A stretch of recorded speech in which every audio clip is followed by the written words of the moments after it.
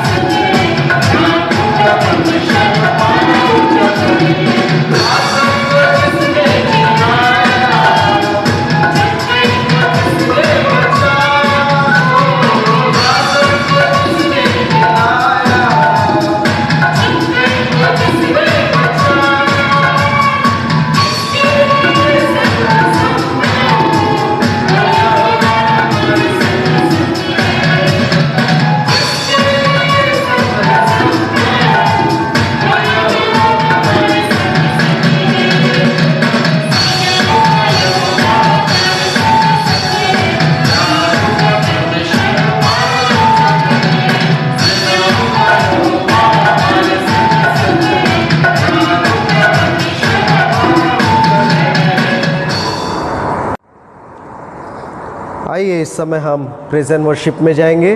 और परमेश्वर की महिमा के लिए हम सब लोग अपने स्थानों पर खड़े हो जाएंगे। घरों में ही, मैं जानते, घरों में ही हम खड़े हो जाएंगे और परमेश्वर की महिमा करेंगे।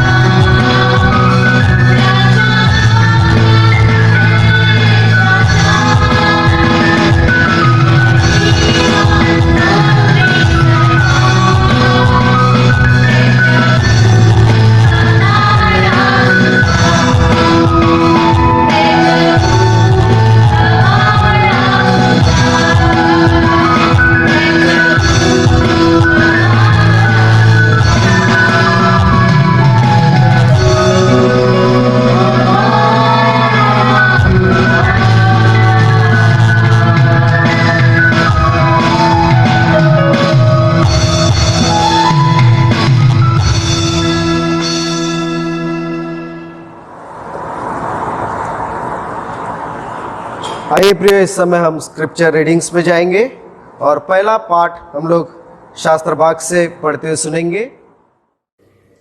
यिर्मयाह 7वां अध्याय 1 से 15 वचन तक। यिर्मयाह 7वां अध्याय 1 से 15 वचन तक। जो वचन यहोवा की ओर से यिर्मयाह के पास पहुंचा वो यह है, यहोवा के भवन के फाटक में खड़ा हो और यह वचन प्रचार कर और कह, हे सब यहूदियों, तुम जो यहोवा के दंडवत करने के लिए इन फाटकों से प्रवेश करते हो, यहोवा का वचन सुनो। सुना सेनाओं का यहोवा जो इस्राएल का परमेश्वर है, यो कहता है, अपनी अपनी चाल और काम सुधारो, तब मैं तुमको इस स्थान में बसे रहने दूंगा। तुम लोग यह कहकर झूठी बातों पर भरोसा मत रखो। यही यहोवा का मंदिर है, यही यहोवा का मंदिर, यहोवा का मंदिर। यदि तुम सचमुच अपनी अपनी चाल और काम सुधारो और सचमुच मनुष्य के बीच न्याय करो, परदेशी और अनाथ और विधवा पर अंधेर न करो, इस स्थान में निर्दोष को हत्या न करो और दूसरे देवताओं के पीछे न चलो जिससे तुम्हारी हानि होती है।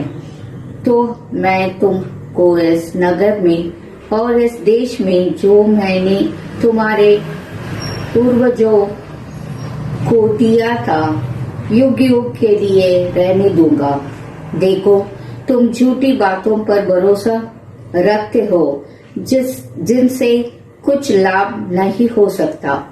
तुम जो चोरी, हत्या और व्यभिचार करते, झूठी शपथ खाते, बाल देवताओं के लिए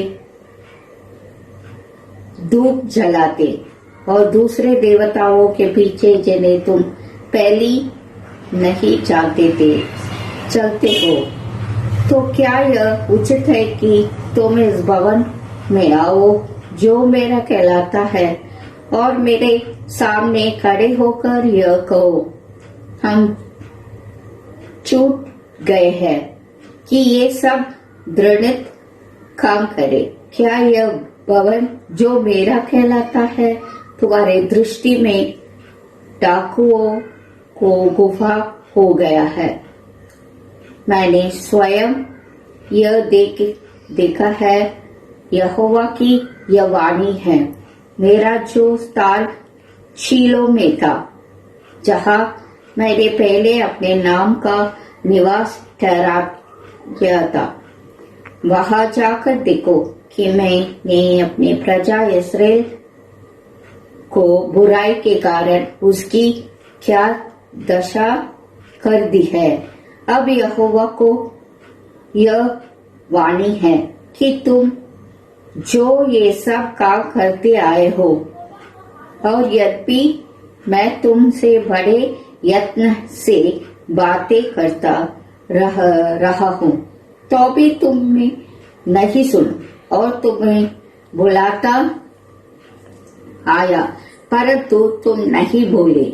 इसलिए यह भवन जो मेरा कहलाता है, जिस पर तुम भरोसा रखते हो, और यह स्थान जो मैंने तुमको और तुम्हारे पूर्वजों को दिया था, इसकी दशा मैं शीलो की सी कर दूंगा, जैसे मैंने तुम्हारे सब भाइयों को अर्थात सारे इब्राहिमियों को अपने सामने से दूर कर दिया है, वैसे ही तुमको भी दूर कर दूंगा। ये परमेश्वर का वचन है। परमेश्वर का गौरव हो।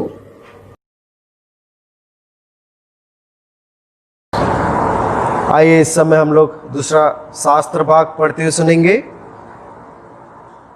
Praise the Lord. अभी मैं आपके सामने दूसरा शास्त्र पाठ पढ़ूंगी, जो कि याकूब की पत्री उसका पहला अध्याय 22 से 27 तक। John chapter 1 22 to 27। परंतु वचन पर चलने वाले बनो और केवल सुनने वाले ही नहीं जो अपने आप को धोखा देते हैं, क्योंकि जो कोई वचन का सुनने वाला हो और उस पर चलने वाला ना हो तो वह उस मनुष्य के समान है जो अपना स्वाभाविक मुंह दर्पण में देखता है, इसलिए कि वह अपने आप को देखकर चला जाता और तुरंत भूल जाता है कि मैं कैसा था। पर जो व्यक्ति स्वतंत्रता की सिद्ध व्यवस्था पर ध्यान करता रहता है वह अपने काम में इसलिए आशीष पाएगा कि सुनकर भूलता नहीं पर वैसा ही काम करता है। यदि कोई अपने आप को भक्त समझे और अपनी जीभ पर लगाम ना दे पर अपने हृदय को धोखा दे तो उसकी भक्ति व्यर्थ है। हमारे परमेश्वर और पिता के निकट शुद्ध और निर्मल भक्ति यह है कि अनाथों और विधवाओं के क्लेश में उनकी सुधि लें और अपने आप को संसार से निष्कलंक रखें। यह पवित्र शास्त्र का वचन है, इस पर प्रभु आशीषित करें। आइए प्रियो, इस समय हम लोग रिस्पॉन्स रीडिंग की ओर जाएंगे। उत्तरवादी पाठ, एक वचन हम लोग पढ़ेंगे, दूसरा वचन आप लोग, इस रीति से हम लोग पढ़ेंगे। आइए हम उत्तरवादी की रीति पर बाइबल में से पढ़ेंगे। भजन संहिता 119 वचन 9 से लेकर 16 तक। जवान अपनी चाल को किस उपाय से शुद्ध रखे, तेरे वचन के अनुसार सावधान रहने से। मैं पूरे मन से तेरी खोज में लगा हूँ, मुझे तेरी आज्ञाओं की बाट से भटकने न दे। मैंने तेरे वचन को अपने हृदय में रख छोड़ा है कि तेरे विरुद्ध पाप न करूं। हे यहोवा, तू धन्य है, मुझे अपनी विधियां सिखा। तेरे सब कहे हुए नियमों का वर्णन मैंने अपने मुंह से किया है। मैं तेरी चितौनियों के मार्ग से मानो सब प्रकार के धन से हर्षित हुआ हूँ। मैं तेरे उपदेशों पर ध्यान करूँगा और तेरे मार्गों की ओर दृष्टि रखूँगा। अंतिम वचन हम एक साथ पढ़ेंगे। मैं तेरी विधियों से सुख पाऊँगा और तेरे वचन को न भूलूँगा। परमेश्वर पिता, पुत्र और पवित्र आत्मा के नाम से हम कहेंगे आमीन। आइए इस समय हम लोग गॉस्पल रीडिंग की ओर बढ़ेंगे। पवित्र सुसमाचार लिखा हुआ है, मत्ती रचित सुसमाचार का 7 अध्याय 21 से लेकर 29 तक। जो मुझसे हे प्रभु कहते हैं, उनमें से हर एक स्वर्ग राज में प्रवेश ना करेगा, परंतु वही जो मेरे स्वर्गीय पिता की इच्छा को चलता है।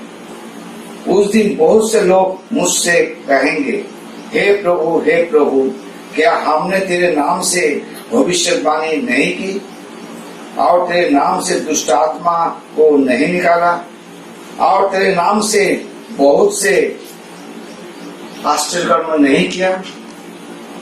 तब मैं उनसे खुलकर कह दूंगा, मैंने तुमको कभी नहीं जाना। हे कुकर्म करने वालों, मेरे पास से चले जाओ। इसलिए जो कोई मेरी ये बातें सुनकर उन्हें मानता है, वो उस बुद्धिमान मनुष्य के समान ठहरेगा जिसने अपना घर चट्टान पर बनाया और मेह वर्षा और बाढ़ें आई और आंधियां चली और उस घर पर टकराई, फिर भी वो नहीं गिरा, क्योंकि उसकी नींव चट्टान पर डाली गई थी। परंतु जो कोई मेरी ये बातें सुनता है और उन पर नहीं चलता, वो उस निर्बुद्धि मनुष्य के समान ठहरेगा जिसने अपना घर बालू पर बनाया और मेह वर्षा और बाढ़ें आई और आंधियां चली और उस पर घर पर टकराई और वो गिरकर सत्यानाश हो गया। जब यीशु ने बातें कह चुका तो ऐसा हुआ कि भीड़ उसके उपदेश से चकित हुई, क्योंकि वो उनके शास्त्री के समान नहीं परंतु अधिकारी के समान उन्हें उपदेश देता रहा। एक प्रभु यीशु का पवित्र सुसमाचार है, परमेश्वर का गौरव।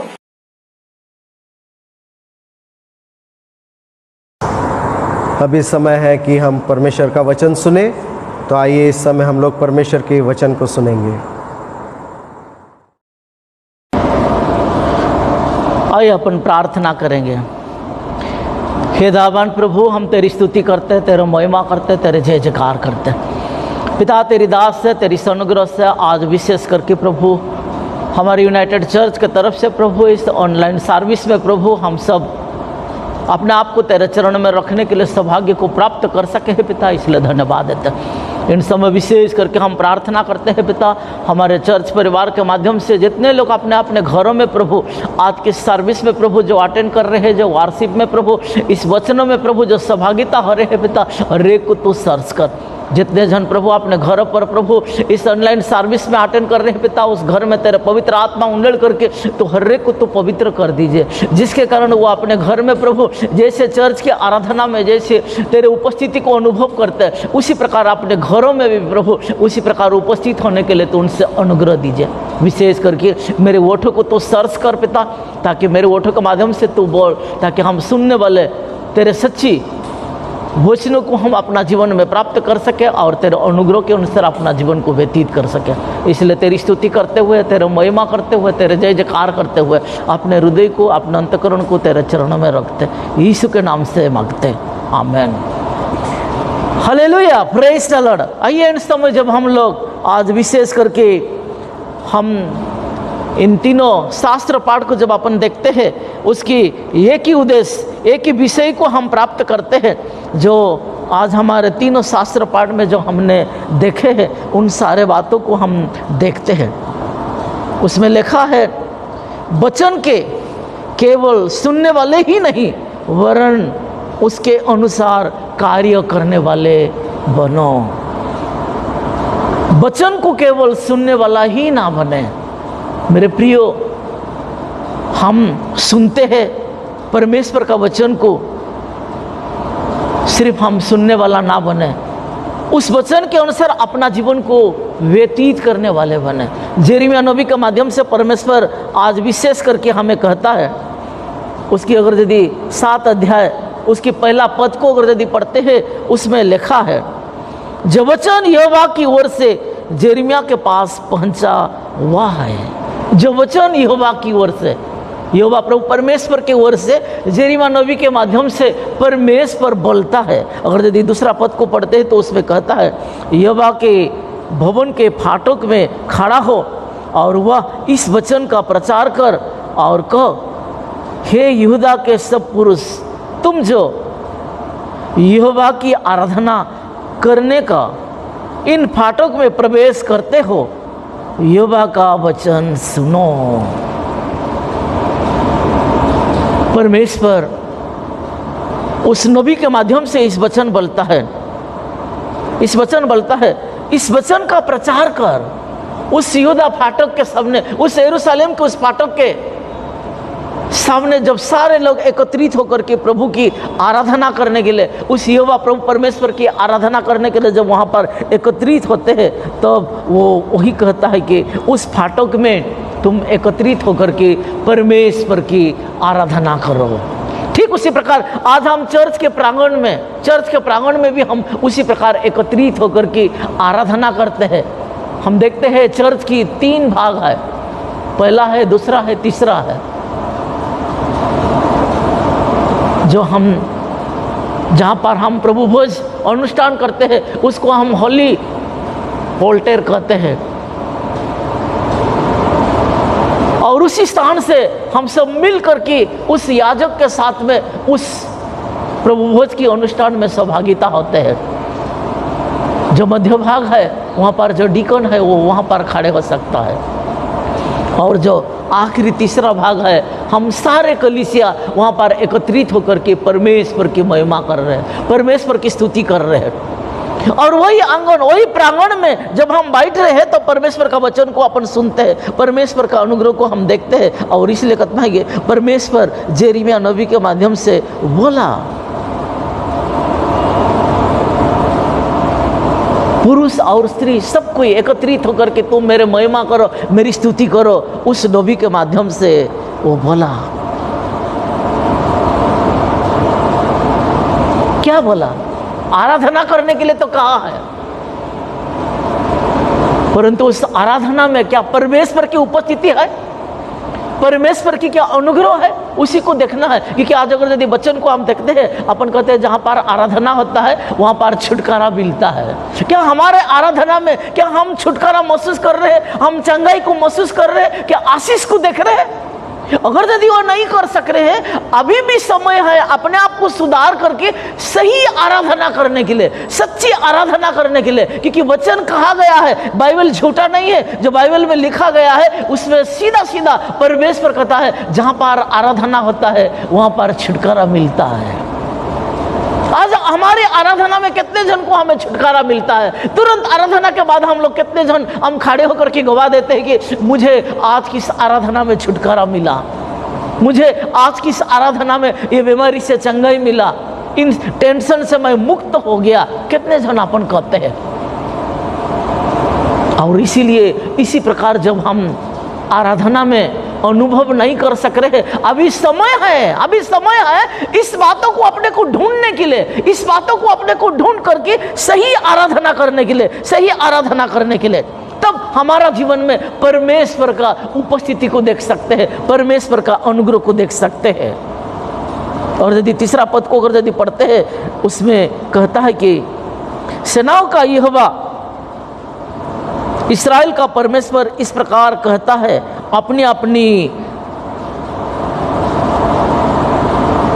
चाल चलन को और कामों को सुधारो और मैं तुमको इस स्थान में बसने या रहने दूंगा। अपने अपने चाल चलन, अपने अपने कामों को सुधारो। परमेश्वर कहता है अपने अपने चाल चलन। आज हमारा क्या चाल चलन है? मसीह जीवन क्या है? लोग हमें देख करके पहचानते हैं ताकि ये क्रिस्ती व्यक्ति है, ये एक मसीह व्यक्ति है, ये एक मसीह परिवार है, एक मसीह परिवार है। और इसीलिए जब इसी बातों को जब हम अनुभव करते हैं, इसी प्रकार की इन बातों को जब देखते हैं, तो हमारे चलन से लोग उस प्रभु को पहचानते हैं। चाहे वो हमारा प्रभु के पास में आए कि वह नहीं आए, कि वह हमारे साथ में संगति में बैठे कि वह नहीं बैठे, परंतु जब हम मसीह लोग उस मोहल्ले में रहते हैं, उस स्टेट में रहते हैं, उस शहर में रहते हैं, उस डिस्ट्रिक्ट में रहते हैं, उस एरिया में जब रहते हैं, लोग कहते हैं कि यहाँ पर एक मसीह परिवार है, यहाँ पर एक मसीह भाई है। हमारे ऑफिस में, हमारे दफ्तर में, हमारे पड़ोसी में, हमारे क्लासमेट है। ये सारे बातों को हम देखते हैं क्योंकि हमारा जीवन छिपने नहीं सकते हैं। और इसीलिए उसी को देख करके लोग हमारा प्रभु को पहचानते हैं। क्या हमारा चल में, हमारे चलन में, क्या हमारा चाल में आज हम अपने आप को क्या सुधारे हैं? अपने आप को क्या सुधारे हैं? क्योंकि आज हम जिस प्रकार हम चाल चलते हैं, लोग हमें इनकार करते हैं। ये कैसे मसीह व्यक्ति है? ये कैसे मसीह व्यक्ति है? इस मसीह ने तो इसी प्रकार जीवन यापन नहीं किया है। आज हर एक कोई बाइबल पढ़ते हैं और उस बाइबल को पढ़ने के माध्यम से लोग जानते हैं मसीह की जीवन कैसा है, मसीह की कार्य कैसा है। और यदि उस कार्य हमारे साथ में नहीं है तो हमारा जीवन व्यर्थ है। और इसलिए यीशु मसीह ने भी कहा, लोग तुझे देख करके मुझे पहचानेंगे। Hallelujah, praise the Lord. लोग हमें देख करके हमारा प्रभु को पहचानेंगे, हमारा कार्य से, हमारा चाल चलन से। वो अगर यदि हमारे जीवन में नहीं है तो हमारा जीवन व्यर्थ है। और इसलिए अभी समय है ताकि इस चाल चलन को अपने को सुधारना है, हमारे कार्य को सुधारना है, हमारे दिन प्रतिदिन की कर्ममय जीवन को अपने को सुधारना है। और अगर यदि मसीह के हिसाब से नहीं है ताकि हम इस संसार में एक ढूंढेपन के मसीह जीवन यापन कर रहे हैं। और उस बात को स्मरण करके हमें प्रभु के पास में बैठना है और प्रभु के उपस्थिति में अपने को रखना है। नहीं तो प्रभु ने क्या कहा? उसमें कहता है कि इस स्थान में बसे रहने ना दूंगा। अगर यदि हम उसी की आज्ञा के हिसाब, परमेश्वर की इच्छा के अनुसार अगर यदि हम विश्वासी होकर के जीवन यापन नहीं कर रहे, तो परमेश्वर हमें अपने पास में खड़े होने के लिए नहीं देगा, अपने प्रांगण में अपने को खड़ा होने के लिए नहीं देगा। और इसलिए यीशु मसीह ने कहा है, जिसके पास है उसके दिया जाएगा, और जिसके पास नहीं है वो जो भी है उससे ले लिया जाएगा। हमें इस पृथ्वी पर परमेश्वर ने भेजा है, और इसलिए उन्हें कहा है ना, बुलाए तो बहुत है परंतु चुने हुए बहुत कम है। इस पृथ्वी पर हमने सब बुलाए हुए हैं, सब ने आए हुए हैं, सब ने आए हुए हैं, परंतु हम मसीह के रूप से अपना जीवन कितना जन व्यतीत कर रहे हैं, मसीह के इच्छा के अनुसार हम कितने जन चल रहे हैं। और उस बात को प्रभु देख रहा है, और उस बात को अब सारा संसार देख रहा है, सारा गैर विश्वासी देख रहे हैं, ताकि ये मसीह तो इसी प्रकार की जीवन यापन नहीं किया है, लेकिन इस मसीह लोग ऐसे कैसे अपने जीवन को व्यतीत कर रहे हैं। इसलिए मेरे प्रियो, अभी जब इस लॉकडाउन में जब अपन पड़े हुए हैं, ये वायरस फैल करके आज सारा संसार को बंद कर दिया है, आज हम चर्च के प्रांगण में एकत्रित नहीं हो सक रहे हैं। शायद हम अपने घर में भी आराधना कर सक रहे हैं कि नहीं, वो अपन कहने नहीं सकते, परंतु प्रभु देखता है, प्रभु देखता है ताकि हम अपने घर में आराधना कर रहे हैं कि नहीं। इन दिनों में हम चर्च में एकत्रित नहीं हो सक रहे, परंतु हम अपने परिवार में, हम परिवार के ही लोग मिल करके रविवार दिन हम प्रभु के चरण में बैठ रहे हैं कि नहीं।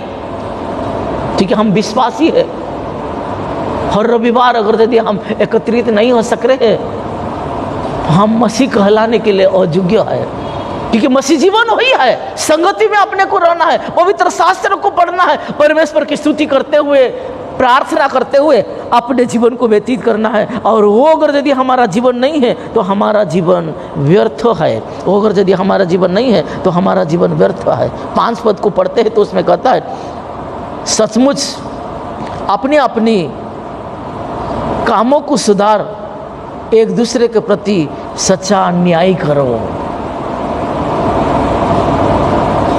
हमारे जीवन की, हर दिन की, प्रतिदिन की उस कार्यों को अपने को सुधारना है। किस कार्यों मेरा है उसे पहचानना बहुत जरूरी है।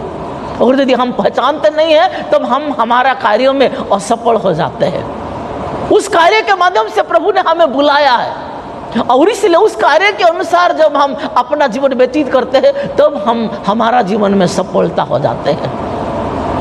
और इसलिए हमारा कार्य को हमें पहचानना बहुत जरूरी है। अगर यदि हम पहचानने नहीं सक रहे हैं तो हमारा जीवन व्यर्थ है। और उसी प्रकार जब हम अपना जीवन व्यतीत कर रहे हैं तब हम मेल मिलाप की जीवन यापन कर सकते हैं। मेल मिलाप की, एक दूसरे को मदद करते हुए अपने कार्यों में, अपने ऑफिस में, अपने स्कूल कॉलेज में, अपने मोहल्ले में, अपने पड़ोसी में, उन सारे चीज़ों को हम करते हुए आगे बढ़ सकते हैं, आगे बढ़ सकते हैं, क्योंकि मसीह की इच्छा वही है। जब यीशु मसीह चलते रहता था, घूमते रहता था, परमेश्वर का राज्य को विस्तार करने के लिए हर एक के ऊपर में तरसते हुए वो उन लोगों के लिए कहता था। परंतु 11 पद को जब पढ़ते हैं तो एक वचन इसमें दिया गया है, यह भवन मेरा नाम कहलाता है, वह डाकों की गुफा हो गया है। मैंने स्वयं यह देखा है, यहोवा की यही वचन है। यह परमेश्वर कहता है यिर्मयाह नबी के माध्यम से, यह भवन मेरा नाम कहलाता है, वह डाकों की गुफा हो गया है। मैंने स्वयं यह देखा है, यहोवा की यही वाणी है। संत पौलुस की किताब को जब अपन पढ़ते हैं, पत्री वचन को, 1 कुरिन्थी उसकी 3 अध्याय 16 पद को पढ़ते हैं तो उसमें लिखा है, वो कहता है कि तुम परमेश्वर के मंदिर हो जिसे परमेश्वर की आत्मा वास करता है। और इसलिए मसीह की आत्मा अगर यदि हमारा जीवन में नहीं है, हमारा चाल चलन में हम गड़बड़ाते हैं, हमारा कार्यों में हम डगमगाते हैं, हम सही रीति से करने नहीं सक रहे हैं। मसीह जीवन वही है सारे संसार के लिए, ताकि ये प्रभु परमेश्वर ने कहा है, मेरे घर सब जातियों के लिए प्रार्थना का घर कहलाएगा, परंतु तूने उसे डाकों की कूक बना दिया।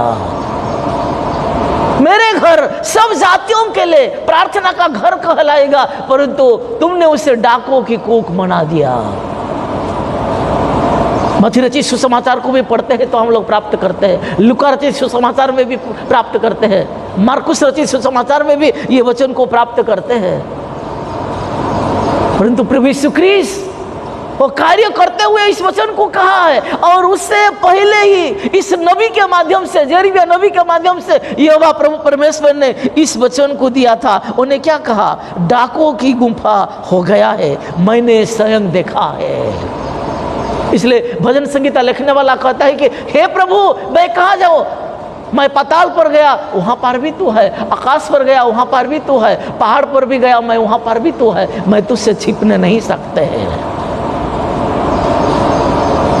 इसलिए हर विश्वासी, ये प्रभु के पीछे में चलने वाले लोग, ये प्रभु की आराधना करने वाले लोग अपने आप को सुधारने के लिए कोशिश करिए। अभी समय है ताकि हम प्रभु से छिपने नहीं सकते हैं।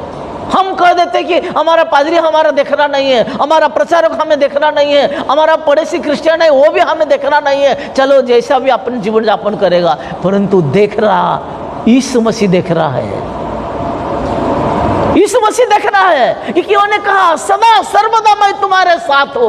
उसका नाम इमानुएल दिया गया है और सदा सर्वदा हमारे साथ में है। और यदि हम उनके हिसाब से जीवन यापन नहीं कर रहे, हम विश्वासी है, तो हमारा घर के पास में वो खड़ा है, हमारे पास में खड़ा है। और इसलिए वो कहा है कि अगर यदि 3:20 को हम पढ़ते हैं प्रकाशित वाक्य का, देख मैं द्वार पर खड़ा हूं, वो कहता है मैं खटखटा रहा हूं, द्वार पर खड़ा हूं। और इसलिए सुनने वाले हर एक विश्वासी अपने आप को वही सोचो, मेरे प्रभु मेरे सामने खड़ा है। जब भी हम गलत करते हैं उसी समय वही सोचना है कि मेरे प्रभु मेरे सामने खड़ा है। इसलिए प्रभु यीशु कृष्ण ने भी कह दिया मैं जा रहा हूं, तुम्हारे लिए एक सहायता को भेजूंगा, और जब तुम उस पवित्र आत्मा को प्राप्त करोगे, जो तुम भूल जाते हो वो तुझसे स्मरण दिलवा देगा। और इसलिए उस पवित्र आत्मा के बिना हम कुछ नहीं कर सकते हैं। वो हमें अगुवाई करता है, वो हमें अगुवाई करता है, वो हमारा गाइड बन करके हमारे साथ में चलता है। जैसा हम अपने पुत्र पुत्री को जब छूटे रहते हैं तो हम उन्हें मार्गदर्शन करते हैं, अगुवाई करते हैं, हाथ पकड़ करके हम चलते हैं। जब वह चलने के लिए शुरू हो जाता है तो हम उसको थोड़ा थोड़ा इधर उधर घुमाते हैं, और उसके हिसाब से वो देख करके वो भी चलने के लिए ये हो जाता है। ठीक उसी प्रकार इस संसार में भी उस परमेश्वर हमें चलाता है, उस परमेश्वर हमें चलाता है। कैसे? उस पवित्र आत्मा के माध्यम से। परंतु उस पवित्र आत्मा क्या हमारे हृदय में है? क्या हमारे अंतःकरण में है? अगर यदि वो हमारे अंतःकरण में नहीं है, हमारे हृदय में नहीं है, तो हम परमेश्वर की इच्छा के अनुसार हम चलने नहीं सकते हैं। मसीह जीवन एक प्रार्थनामय जीवन है। आज हम कितने जन हम अपने मोहल्ले के लिए प्रार्थना कर रहे हैं, अपने शहर के लिए हम प्रार्थना कर रहे हैं, अपने स्टेट के लिए प्रार्थना कर रहे हैं, अपने देश के लिए प्रार्थना कर रहे हैं। क्योंकि प्रभु ने क्या किया? सब जातियों के लिए मेरे घर प्रार्थना का घर कहलाएगा, परंतु तूने उसे डाकुओं की कूप बना दिया। मैंने स्वयं देखा है, यहोवा प्रभु परमेश्वर कहता है, मैंने स्वयं देखा है। वो देखा है, जिस बातों को वो देखा उसी को हमें सतर्क करने के लिए उस बातों को कहता है, और इसलिए कहता है कि अपने अपने चाल चलन को सुधार। इसलिए इन दिनों में जब हम चुपचाप परमेश्वर के सम्मुख में बैठते हैं अपने घर में, भजन संहिता 37 का अगर यदि उसमें पढ़ते हैं तो परमेश्वर के सामने चुपचाप खड़े हो जाओ, चुपचाप बैठ जाओ बोलता। और इसी प्रकार जब हम परमेश्वर के सम्मुख में बैठते हैं तो वो परमेश्वर अपने को बोलता है, वो परमेश्वर अपने को बोलता है। उस धीमी आवाज हम सुनते हैं जब शांत हम प्रभु की उपस्थिति में बैठते हैं, वो इतने बड़े आवाज से वो हमारे कानों में गूंजता है, जिसे हम अपने कर्ममय जीवन में हम ये करते हैं। इसलिए कहता है कि जिस बातों को तूने कानों कान सुना है उसे छत पर चढ़कर की बोलो बोलता। जिस बातों को तूने कानों कान सुना है उसे छत पर चढ़कर की बोलो। यीशु मसीह ने कहता है उसके लिए मत डरो जो तेरे शरीर को घात करता है, उसके लिए डरो जो तेरे आत्मा को घात करता है। प्रभु यीशु कृष्ण ने कह दिया अगर यदि मेरा मन और तेरा मन अगर यदि मिला दिया तो इस पृथ्वी पर तू जो चाहते हैं वो कर सकते हैं। हमारा जीवन, हमारे अंदर में जो मन है, जो प्राण है, जो आत्मा है, उसे परमेश्वर की आत्मा से अपने को मिला देना है, तब हम पवित्र आत्मा से परिपूर्ण हो जाते हैं। और इसलिए वो योना के सुसमाचार 15 अध्याय का 7 पद को पढ़ते हैं तो उसमें कहता है मेरे वचन अगर यदि तेरे अंदर में है तो जो चाहो मांगो तुमको मिलेगा। क्योंकि वही यीशु मसीह है, वही वचन जो है वही यीशु मसीह है, वही वचन जो है वही यहोवा प्रभु परमेश्वर है, वही वचन जो है वही पवित्र आत्मा है। इसलिए हम कहते कि त्रिएक परमेश्वर है और वो उसी प्रकार हमारे हृदय में कार्य करता है। वो अगर यदि हमारे साथ में नहीं है तो हम कुछ नहीं कर सकते हैं। 12 पद में वो कहता है, परमेश्वर कहता है बड़ा दृढ़ता से बोला, तुम सुनो नहीं तो बुलाए हुए फिर तुम नहीं आए। मैंने बोला फिर भी तुमने नहीं सुना, मैंने बुलाया फिर भी तुमने नहीं आया। क्योंकि हम परमेश्वर की आवाज को सुनने नहीं सक रहे हैं तो परमेश्वर के पास में हम कैसे जा सकते हैं। इसलिए वो कहता है 12 पद में वो सीधा सीधा कहता है, मैंने दृढ़ता से बोला लेकिन तुमने नहीं सुना। मैंने दृढ़ता से बोला परंतु तुमने नहीं सुना, तुमने नहीं सुना। वो कहता है परंतु मैंने तुझे बुलाया तूने नहीं आया। मेरे प्रियो, मेरे विश्वासी,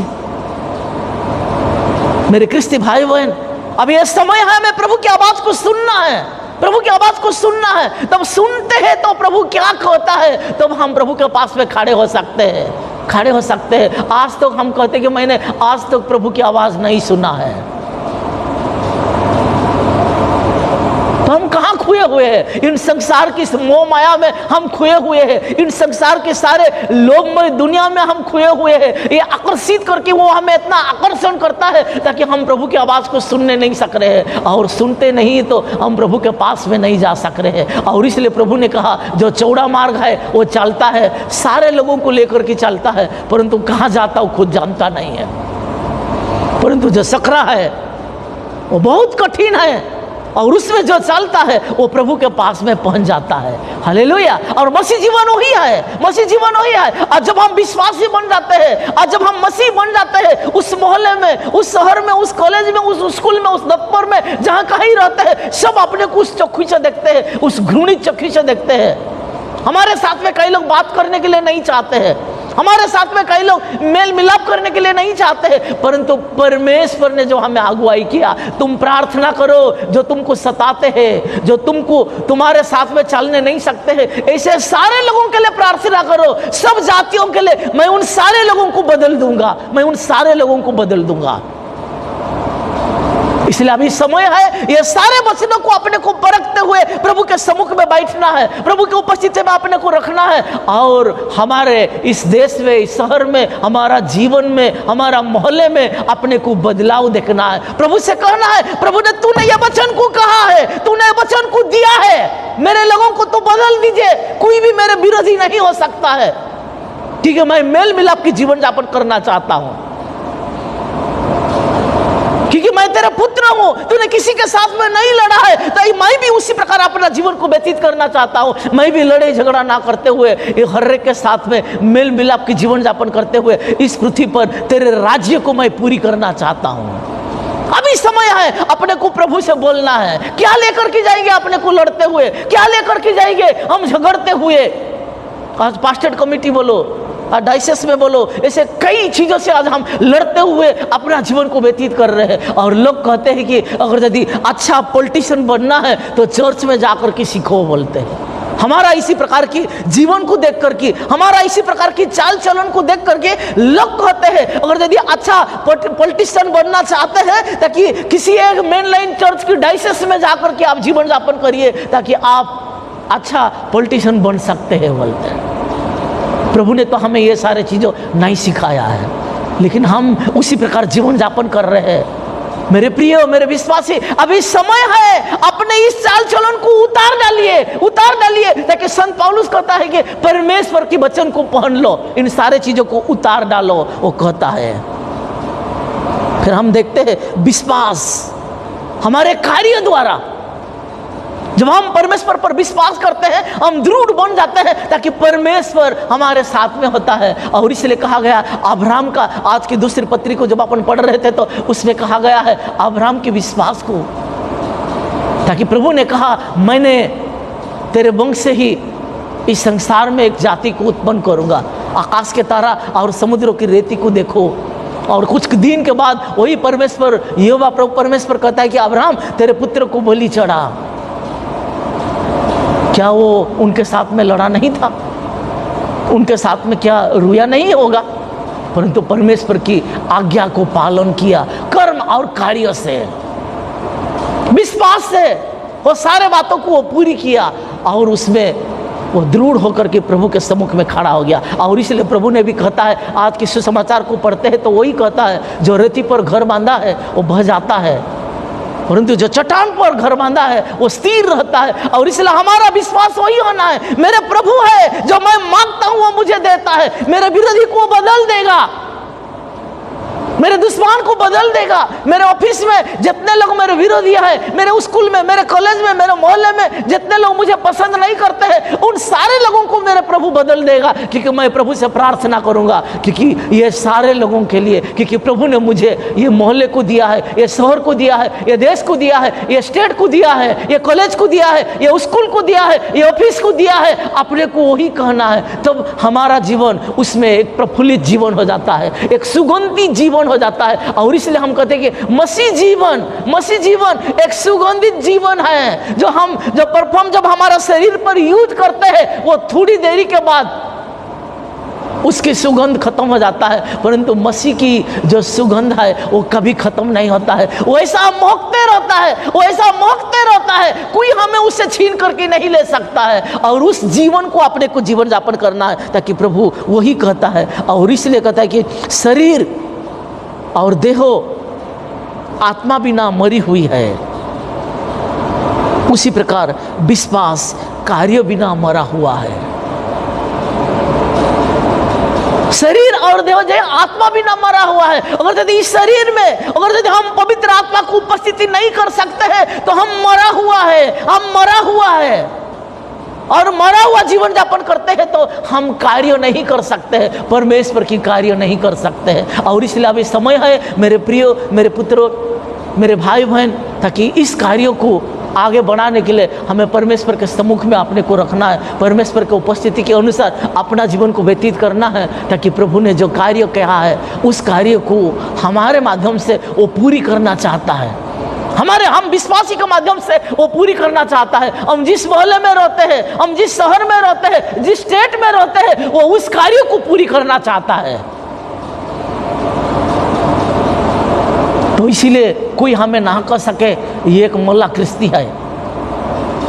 हमारा इस मृत्यु से पुनरुत्थित हुआ है और उस जीवित प्रभु आज वो हमारे साथ में वास करता है, वो हमारे साथ में वास करता है। और इसलिए कोई संसार के कोई भी व्यक्ति नहीं कह सकते ये मूल्य विश्वासी है, ये मूल्य क्रिस्ती है, कोई नहीं कह सकते, क्योंकि वो उस आत्मा हमारे साथ में है। यीशु मसीह उस पवित्र आत्मा के रूप में हमारे साथ में है। और इसलिए इस बात को दृढ़ता से अपने को थामे होते हुए इन संसार में आगे बढ़ना है, ताकि हम किसी भी गलतियाँ नहीं कर सकते हैं। क्योंकि जब हम पवित्र आत्मा से परिपूर्ण हो जाते हैं वो हमें जागरूक करता है, वो हमें अगुवाई करता है। जिस कार्य को हम करने नहीं सकते हैं उस कार्य को वो पूरी कर देता है। और इसलिए उसकी प्रेरणा से हम अपना जीवन को व्यतीत करें, ताकि परमेश्वर की इच्छा वही है। आइए छोटी सी दुआ कर लेते हैं। धन्यवाद देते पिता, प्रभु तेरी स्तुति करते, तेरा महिमा करते, तेरे उन सुंदर वचनों के माध्यम से प्रभु तूने हमें आशीषित किया, इसलिए धन्यवाद देते प्रभु। इस वचनों के अनुसार हमें चलने के लिए तू हमें मार्गदर्शन कर, ताकि तेरे कृपा, तेरे अनुग्रह, तेरा आशीष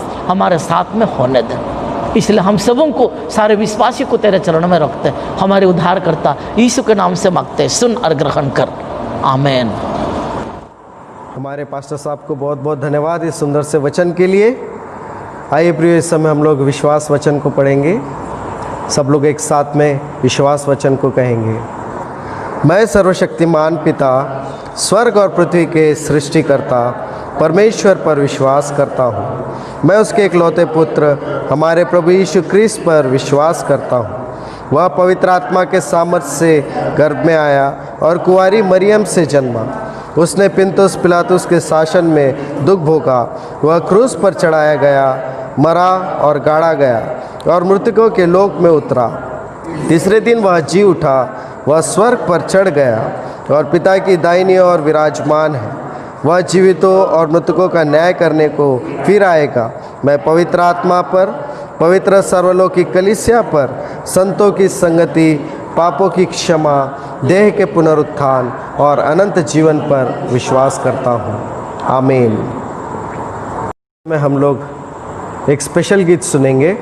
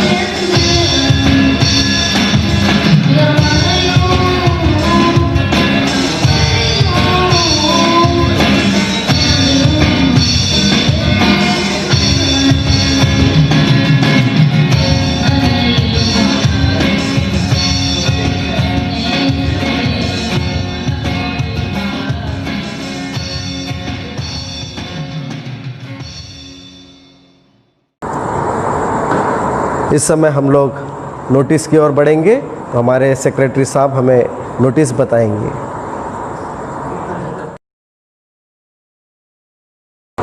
समय नोटिसेस का है।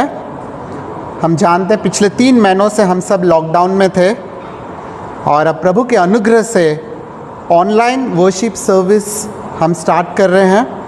मैं पास्टर साहब को और सारे पीसी मेंबर्स को धन्यवाद करता हूं इस बात के लिए।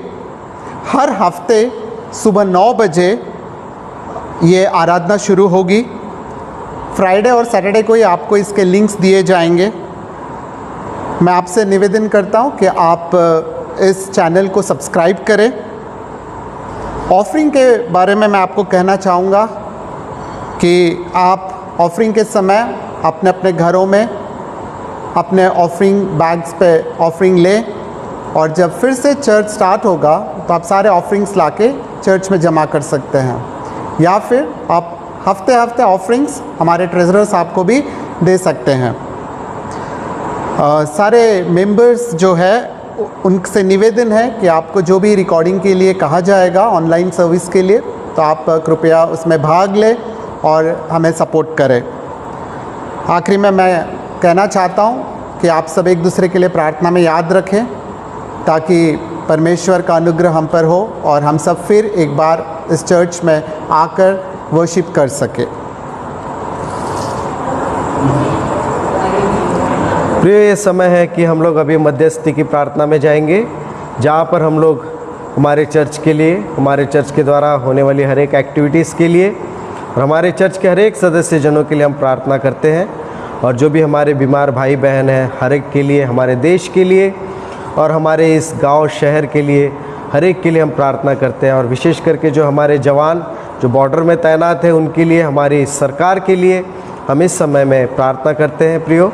और आपसे भी अनुरोध है, अगर किसी को ज़रूरत है प्रार्थना की तो कृपया करके हमसे कहें, हमारे चर्च में हमारे पास बान से कहें, हम उनके लिए अपने प्रार्थना में ज़रूर उनके लिए प्रार्थनाएं करेंगे। तो इस समय हम लोग मध्यस्थी की प्रार्थना में जाएंगे।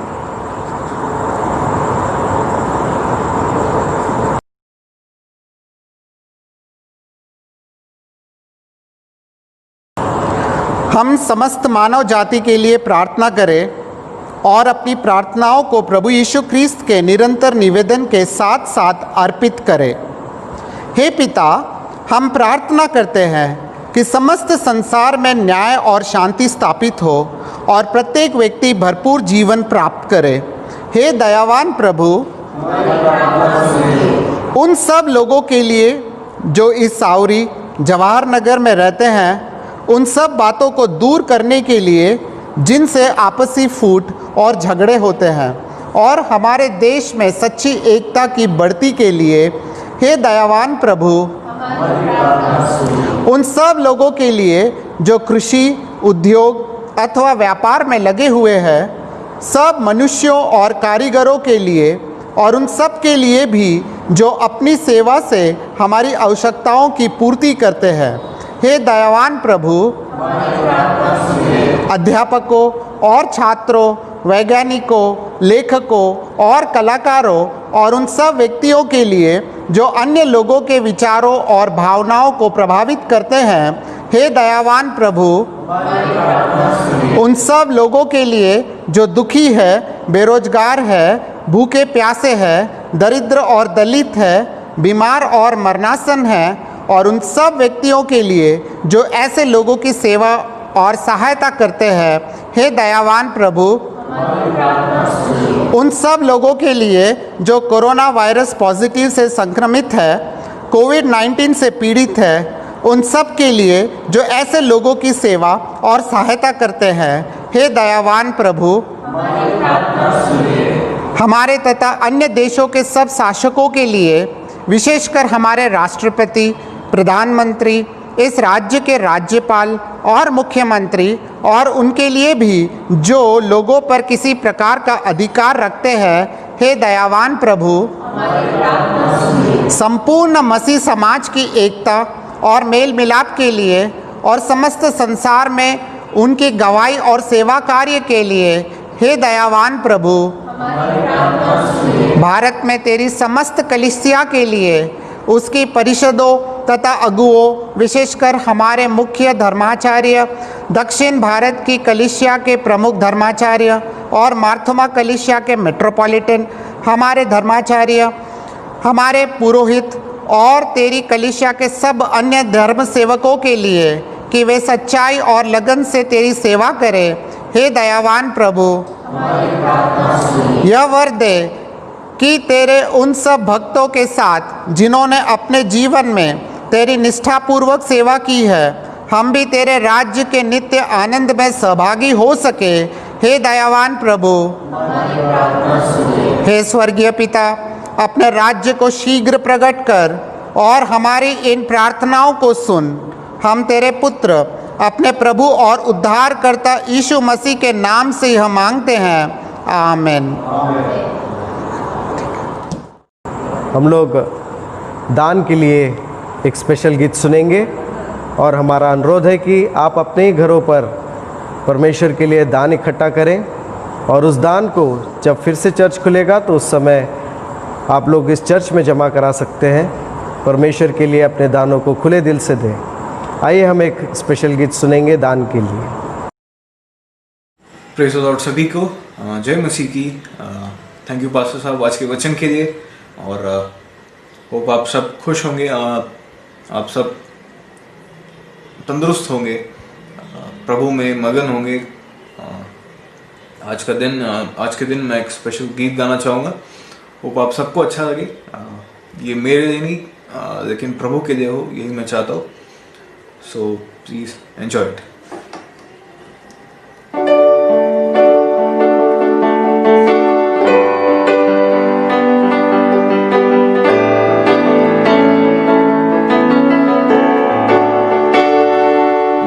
भंवर के बीच में तो कहता है तुम जहाँ, तो मेरी ताकत है, तो ही मेरा ईमान। भंवर के बीच में तो कहता है तुम जहाँ, तो मेरी ताकत है, तो ही मेरा ईमान। बीते कल में तो साथ मेरे था, आज भी मेरे साथ है खड़ा, आने वाले कल में भी होगा। उठते हुए तूफानों में तू ही मेरी चट्टान, बढ़ती हुई लहरों में तेरे कदमों के निशान।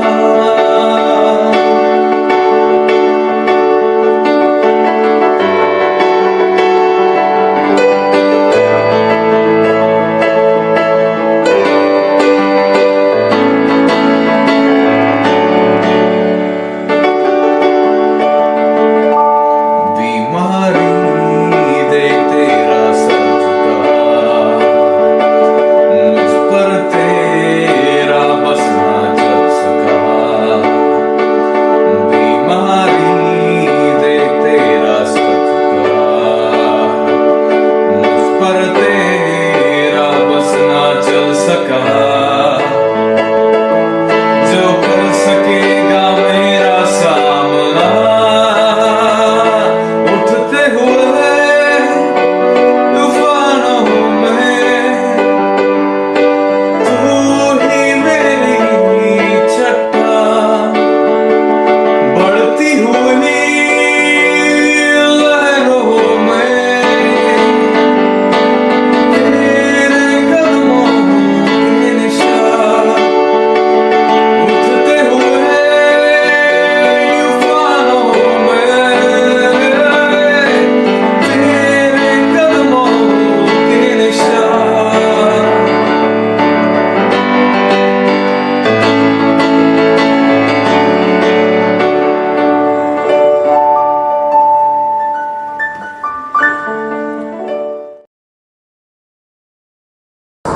आइए इस समय हम लोग अंतिम प्रार्थना के लिए बढ़ेंगे और इस समय इस दान के लिए और अंतिम प्रार्थना के लिए हम लोग परमेश्वर के सामने अपने आंखों को बंद करें ताकि हम परमेश्वर के दास से प्रार्थना सुनें।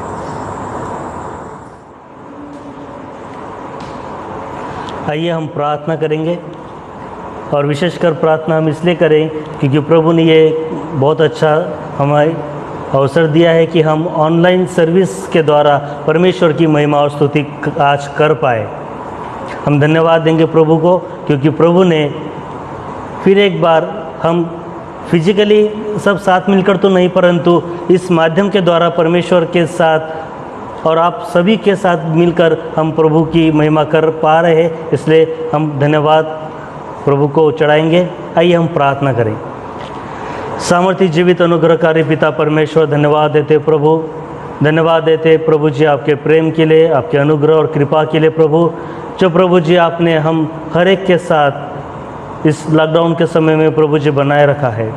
धन्यवाद देते प्रभु, आपने हम सबको अच्छे स्वास्थ्य से प्रभु जी परिपूर्ण किया है और प्रभु इस योग्य आपने हमें रखा है कि हम आपकी महिमा और स्तुति प्रभु अपने घरों में भी प्रभु जी कर पा रहे हैं। प्रभु धन्यवाद देते हैं इस ऑनलाइन के माध्यम के द्वारा प्रभु जी हम यूनाइटेड चर्च फिर एक बार प्रभु जी एक होकर आपकी महिमा प्रभु आज कर पाए। प्रभु जी हम धन्यवाद देते हैं क्योंकि प्रभु आपने अपने वचनों के द्वारा हमें आशीषित किया। हर एक वचन पढ़ने के द्वारा, गीतों के द्वारा जो भी प्रभु हमने आपकी स्तुति महिमा की उसे प्रभु आपने स्वीकार किया, इसलिए हम आपको धन्यवाद देते हैं। प्रभु जी विशेष धन्यवाद देते प्रभु इस भेंट के लिए। प्रभु जी जो जिन प्रियों ने प्रभु इस भेंट को आपकी महिमा के लिए, आपकी सेवा के लिए प्रभु जी दिया है, प्रभु आप हर एक भेंट को स्पर्श करें, आशीषित करें और प्रभु जी इसका इस्तेमाल आपकी महिमा और सेवा के लिए प्रभु किया जा सके, ऐसी दया और कृपा प्रभु आप करिए। प्रभु हम सब मिलकर प्रभु जी हम अपने जीवन के द्वारा आपकी महिमा करते हैं, हम आपको ऊंचा उठाते हैं। प्रभु धन्यवाद देते हैं, आपने हमारी प्रार्थना को सुना, आज की भक्ति को प्रभु जी आपने स्वीकार किया और आशीषित किया, इसलिए आपको धन्यवाद देते हुए आपकी महिमा स्तुति बढ़ाई करते हुए इस प्रार्थना को आपके प्रिय बेटे यीशु मसीह के नाम से मांगते, इसलिए आप सुनिए और ग्रहण करें। आमीन।